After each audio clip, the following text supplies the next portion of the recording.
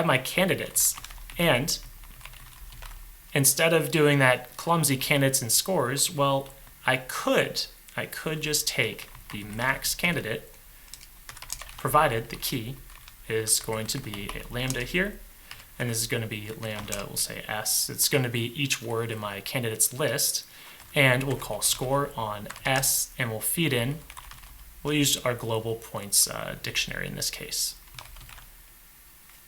And now, this should be for each letter in word, just like that. And this gets us back our best candidate for the problem here at hand, our word Python. And so this does get us a lot of the way. We figured out, well, how do we score a given word, and how do we make a selection of a word based on letters in our hand? Now, the next portion of this question comes into, well, how do I draw tiles in the very first place? And so let's go ahead and we'll plug that in.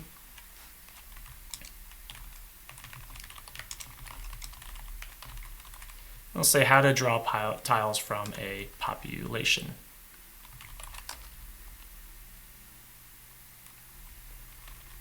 And if we want to draw tiles from a population, we first probably should define that population. And in order to figure out what that population should be, let's go back to the basic rules of Scrabble. Now we grab the points here down below. Let's go ahead and we'll grab the population or the counts of each of these things.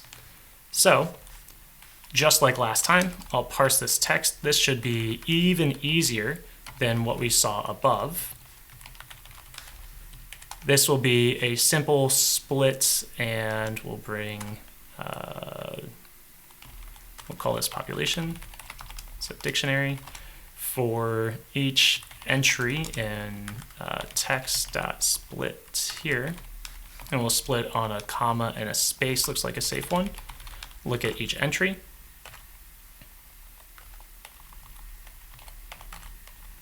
And then from there, we can split those, and we'll say letter, comma, value. And we can split again.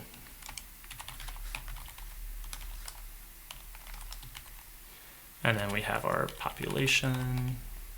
That's going to be our letter.case fold here. Is equal to the int of its value. And we'll print our population.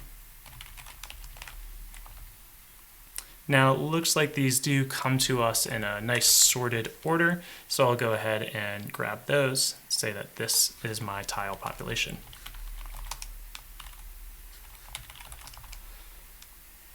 Go ahead and paste those in.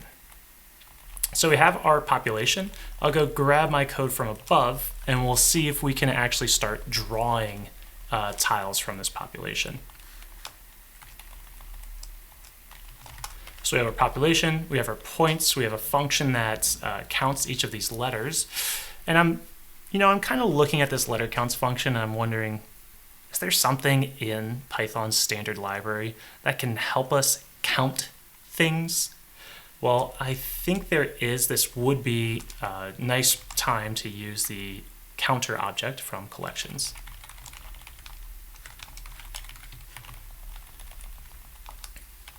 So this is something I would probably do on a second pass. I would effectively replace this function letter counts with the counter object, and then I could update my find candidates code to rely on a little bit of the niceties that we have with our counter object.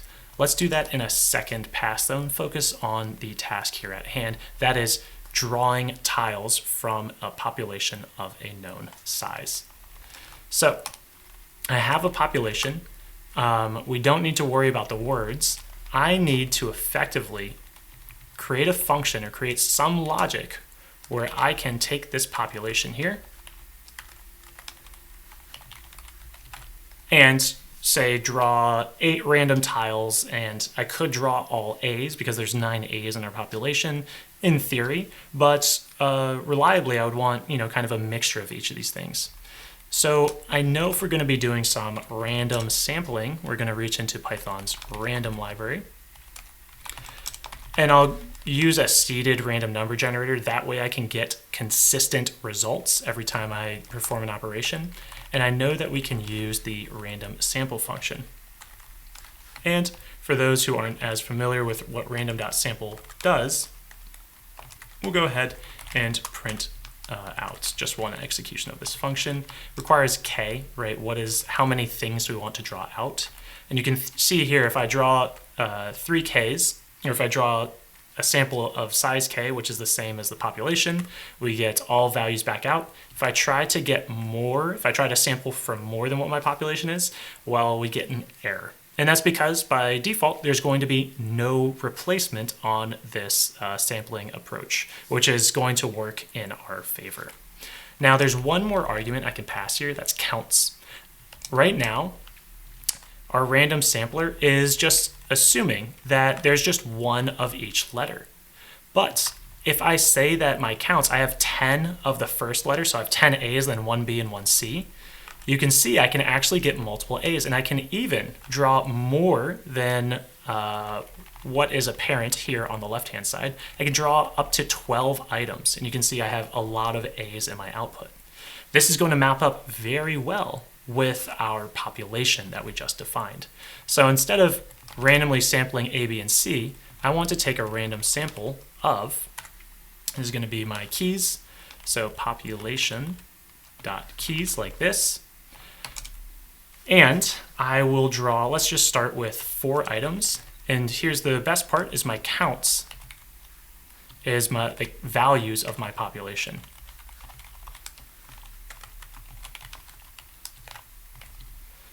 And so in this case, starting with a random number seated at 0, I draw 4 elements. I get L, Z, N, and A. If I draw 10 elements, well, you can see I start getting some repetitions here. Here I have 3 O's. And that makes sense given that in my population, I have 8 O's here. And we'll go ahead and I'll spruce up this spacing so we can read this dictionary just a little bit better. But this is getting us very close to what we want to do. I've been able to create just a single hand from a population. But what about when it comes time to draw another hand? Well, I need to take into account that these values are going to be just a little bit not up to date. I would need to subtract actual counts from these values. Even furthermore, you can think, well, I also don't want to fall into that same trap where I just have one single population. So maybe I would copy this population. Or what we might do is we might create a function that maintains its own state, or its own state for the actual population here.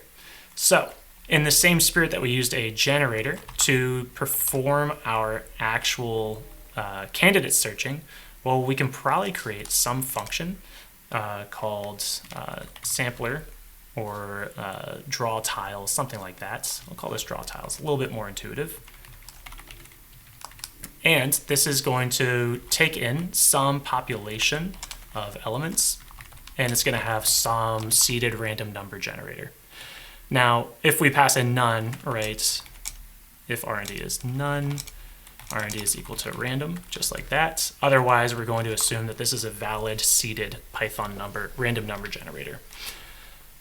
Now, what we can do here is we can take this population, and I'll actually start using that counter object that I just told you about. So we'll go from collections, import counter.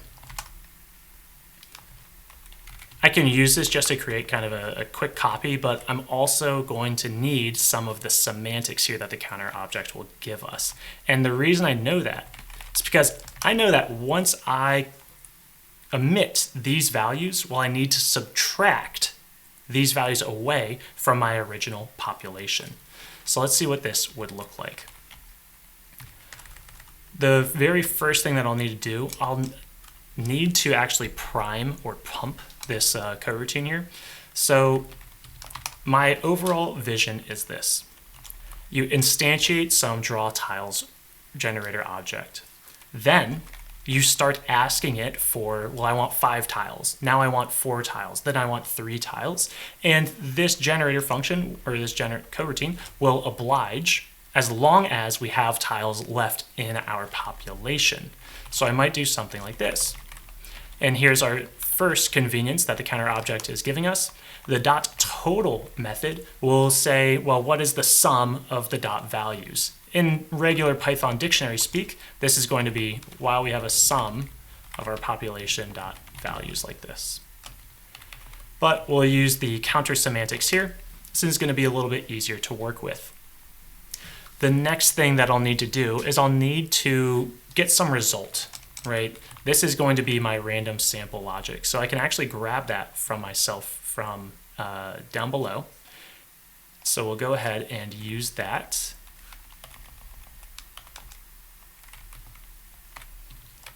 So we have our population, we have the keys, and we have the values, just like that. So this looks good, and of course k will equal k since we pushed that in.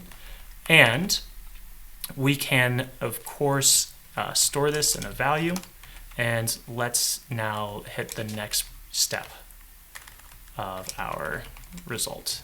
So I'm going to yield this out, and then I'm going to ask for another k. And of course, I could do this just on a single line, but let's see what this interaction with our generator is going to look like. So I have my function here, and this was called draw tiles. So we'll call this my sampler, something like that, draw tiles here. We'll feed in our global population, and of course we do need our seeded random number generator just so we don't get different results every time I run this. Our sampler, in this case, and just need to import, is going to be our generator object. Now I said that I need to prime this, so we'll just call next on our sampler just like that. And now we're ready to start sending values in. So if I send 5 values in, I should, in this case, get 5 values out. And we have a tuple there, which shouldn't be correct. So that looks good to me. Let's see if this continues to work for us, though, as I send in or ask for more values. So we'll use an f string here, just like that. So if we send in 5, we get 5 values. Then let's send in 2, we should get 2 values. Let's send in 3, we should get 3 values. And we can kind of continue this pattern on and on. Now, one thing that we're not doing is we're not actually removing those tiles from our population, since this is a while loop. And so one thing that we should probably do is we should probably update our population.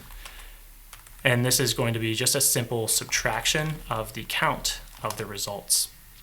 And very quickly for a counter, I'm passing in, right, just this list of tiles, or this list of letters. I'm building a new counter object from that. And then I'm subtracting 2 counter objects from each other. And so what this is going to do, it's going to line up, very similar to our index alignment in pandas. This is going to line up all of the keys from both of those things, and it's going to subtract any of the values that appear on the right.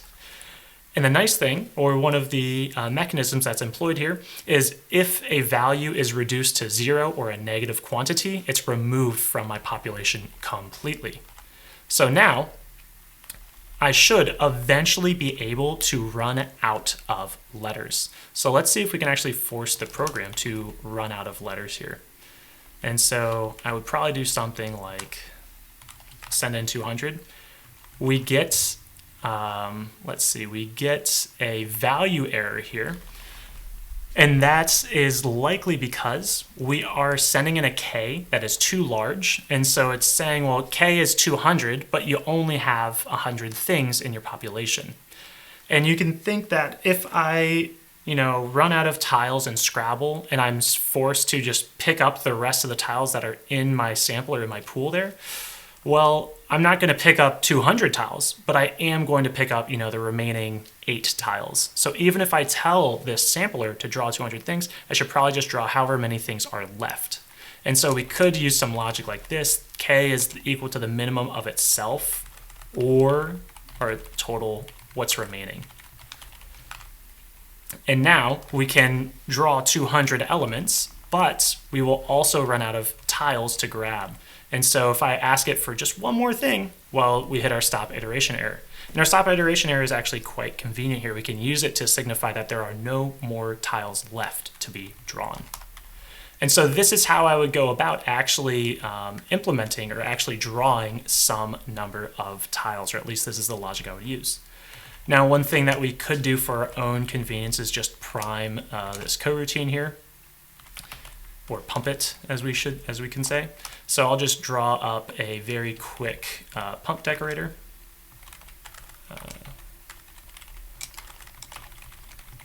And this is just because it's a little clunky to write our next every single time we want to use this thing. So I'll call this as my wrapper, take some arguments and some keyword arguments. And we'll say that our generator instance is f, called on args and kwargs. Call next just to prime it, and then we return its current state.